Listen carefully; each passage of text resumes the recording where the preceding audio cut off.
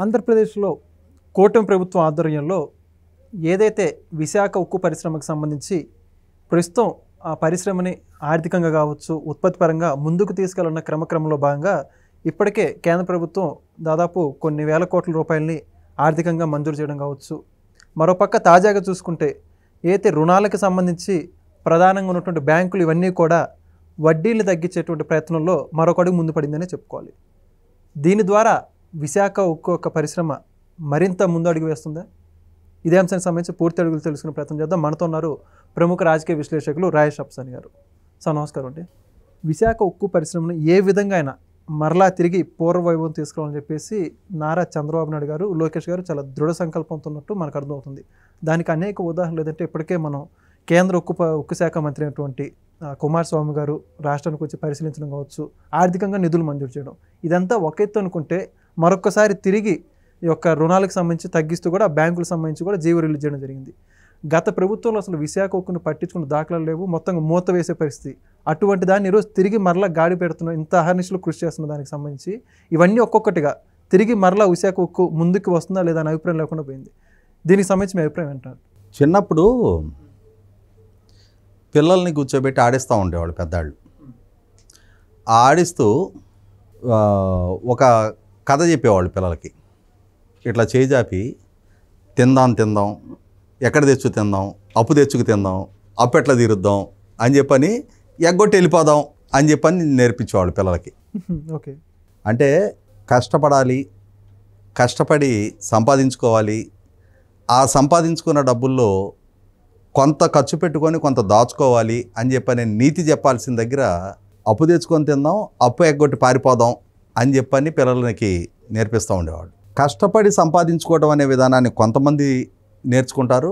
ఈ రకంగా జనాన్ని ముంచేసి దొరికిన కాడికి మింగేసి పారిపోదాం అనే విధానాన్ని కొంతమందికి నేర్పుతారు. కష్టపడే విధానాన్ని చంద్రబాబు నాయుడు గారు నేర్చుకున్నారు. ఈ ఆయన కాడికి తెచ్చుకొని మింగేసి దోచుకొని పారిపోయే నైజాన్ని జగన్మోహన్ రెడ్డి గారు అలవర్చుకున్నారు. 5 సంవత్సరాలు ఆయన పాలకుడిగా ఉన్నారు.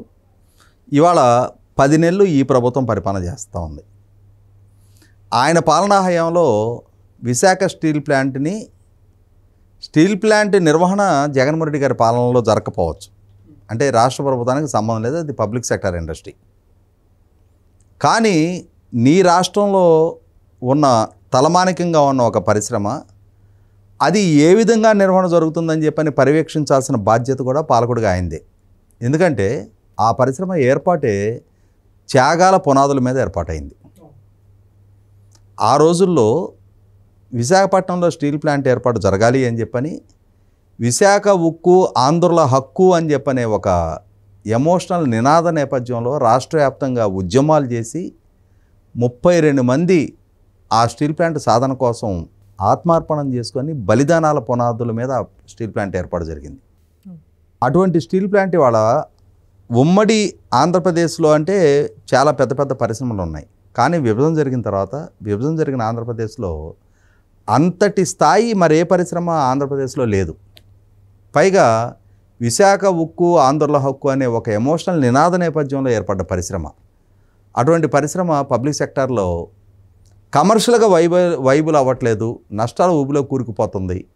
కాబట్టి దాన్ని మేము డిజిన్వెస్ట్మెంట్లో భాగంగా మేము ప్రైవేటైజేషన్ చేసేస్తాము అని చెప్పని కేంద్ర ప్రభుత్వం ఒక విధాన నిర్ణయం తీసుకొని పదే పార్లమెంటు వేదికగా 100% డిజిన్వెస్ట్మెంట్ జరిగి తీరుతుంది, ఇది మా ప్రభుత్వ విధానం అని సాక్షాత్తు ప్రధానమంత్రి గారు కూడా వ్యాపారం చేయటం ప్రభుత్వాల లక్ష్యం కాదు, వ్యాపారం చేయటం వ్యాపార సంస్థల లక్ష్యం, ప్రభుత్వం పాలన చేయాలి, వ్యాపార సంస్థల నిర్వహణ ప్రభుత్వ బాధ్యత కాదు, ఎవరైతే సమర్థంగా వ్యాపారం చేస్తారో వాళ్ళకి వాటిని అప్పజెప్పేయాలి అని చెప్పని ప్రధానమంత్రి గారే ఇది మా పాలసీ డెసిషన్ అని చెప్పారు.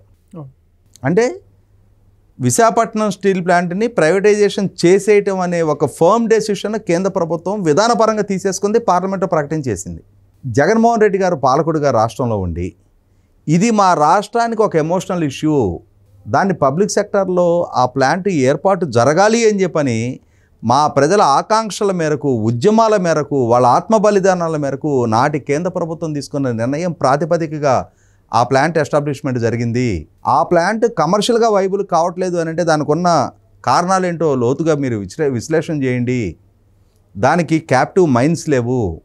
ఐరన్ ఓర్ ఓపెన్ మార్కెట్లో కొనుగోలు చేసి మిగిలిన క్యాప్టివ్ మైన్స్ ఉన్న కర్మాగారాలతో పాటుగా ఇవాళ కమర్షియల్గా దాని అంటే కాస్ట్ ఆఫ్ ప్రొడక్షన్ పెరుగుతున్న నేపథ్యంలో మీరు క్యాప్టివ్ మైన్స్ కేటాయింపు చేయండి.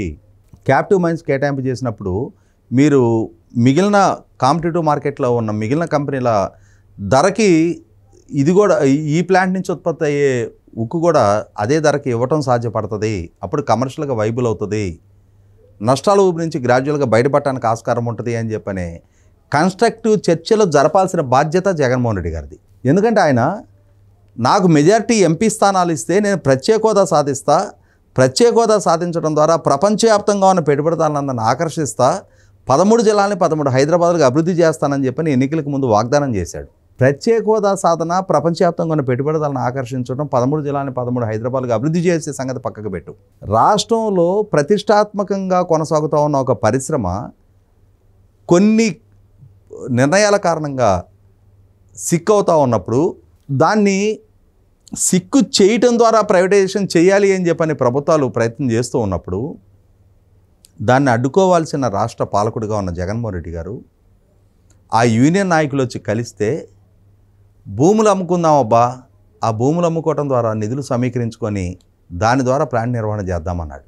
అంటే అమ్ముకుందాం తిందాం ఇదే ఆలోచన.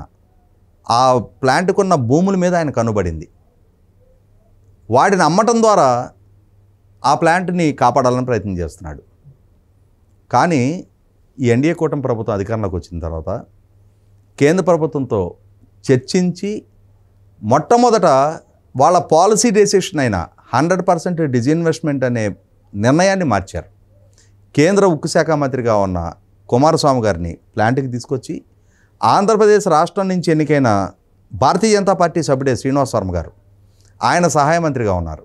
ఆంధ్రప్రదేశ్ రాష్ట్రం నుంచి తెలుగుదేశం క్యాబినెట్లో సహచరుడిగా ఉన్న రామ్మోహన్ నాయుడు గారు, చంద్రబాబు నాయుడు గారు, పవన్ కళ్యాణ్ గారు వీళ్ళందరూ సమిష్టిగా కేంద్ర ప్రభుత్వంతో మాట్లాడి ఒప్పించి ఇవాళ 11,440 కోట్ల రూపాయల ప్యాకేజ్ తీసుకొచ్చారు.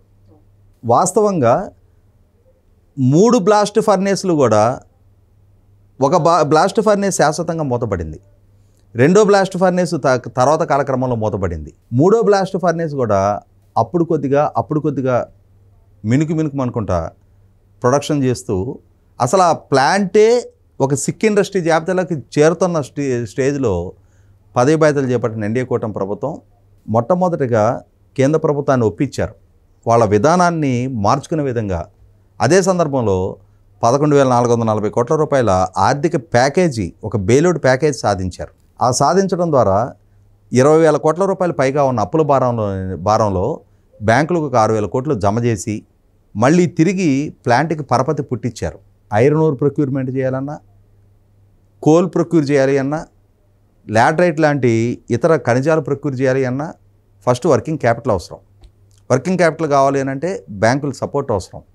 బ్యాంకులు ఎన్పిఏగా నాన్ పెర్ఫార్మింగ్ అసెట్గా మారిపోతున్న నేపథ్యంలో బ్యాంకులు అంతకుముందు సహాయ నిరాకరణ చేస్తున్న నేపథ్యంలో 6,000 కోట్లు తిరిగి చెల్లించి మళ్ళీ తిరిగి ముడికి ఖనిజాన్ని రప్పించుకొని 2 ఫర్నేసుల్ని మళ్ళీ ప్రొడక్షన్లోకి తీసుకొచ్చి జూన్ నుంచి మూడో బ్లాస్ట్ ఫర్నేస్ని కూడా ప్రొడక్షన్లోకి తీసుకురావడానికి ప్రయత్నం చేస్తూ ఉన్నారు. పూర్తి సామర్థ్యంతో 7,30,000 మిలియన్ మెట్రిక్ టన్నుల ప్లాంట్ ప్రొడక్షన్ సామర్థ్యాన్ని రేపు జూన్ నుంచి రాబోయే 25-26 ఆర్థిక సంవత్సరంలో పూర్తి స్థాయిలో పూర్తి కెపాసిటీతో పనిచేసే విధంగా తీర్చిదిద్దుతూ ఉన్నారు. కంపెనీకి బర్డెన్గా ఉన్న అంటే ఏమవుతుంది, కొంతమంది ఎంప్లాయీస్ ప్లాంట్ ఎస్టాబ్లిష్ అయినప్పుడు జాయిన్ అవుతారు. కాలక్రమంగా వాళ్ళ జీతాలు చాలా హై లెవెల్కి పెరుగుతాయి. ప్లాంట్ ప్రస్తుత ఆర్థిక స్థితిగతుల దృష్ట్యా వాళ్ళు కూడా సీనియర్ సిటిజన్స్ అవుతారు, రిటైర్మెంట్కి దగ్గరగా ఉంటారు. వాళ్ళు ఆ ముందున్నంతటి ఎనర్జెటిక్గా పనిచేయలేరు. అదే సందర్భంలో వాళ్ళకి జీతాలు బిల్లు కూడా ప్రతి నెల పెరుగుతూ ఉంటుంది. ఈ నేపథ్యంలో వాటితో నెగోషియేట్ చేసి వాళ్ళందరికీ విఆర్ఎస్ ఇవ్వడం ద్వారా కొంత ఓవర్ హెడ్స్ తగ్గించుకోవటం, నెల శాలరీ బిల్లు తగ్గించుకోవటం, కాంట్రాక్ట్ అవుట్సోర్సింగ్ సిబ్బందిని కూడా ఇప్పుడు పెరుగుతున్న సాంకేతిక నేపథ్యంలో కొంతమంది మానవ వనరులను తగ్గించుకునే ప్రయత్నం చేయటం, తద్వారా ఓవర్ హెడ్స్ కొంత తగ్గించుకోవటం, అదే సందర్భంలో ఈ ప్లాంట్కున్న బ్యాంక్స్ చేసిన ఫైనాన్సు 14% వడ్డీ రేటుతో ఉన్నాయి. వాటిని మళ్ళీ తిరిగి బ్యాంకులతోటి మాట్లాడి బ్యాంక్ లోన్స్ మళ్ళీ రీస్ట్రక్చర్ చేయడం ద్వారా, అంటే ఇప్పటి వరకు ఉన్న లోన్స్ ఇప్పుడు మళ్ళీ ఫ్రెష్గా ఇప్పుడు బ్యాంకుకి 6,000 కోట్లు పే చేసి మిగిలిన వాటిని ఇప్పుడు కొత్తగా రీస్ట్రక్చర్ చేస్తూ బ్యాంకు వడ్డీ రేటు కూడా 14% నుంచి 9% తగ్గించారు.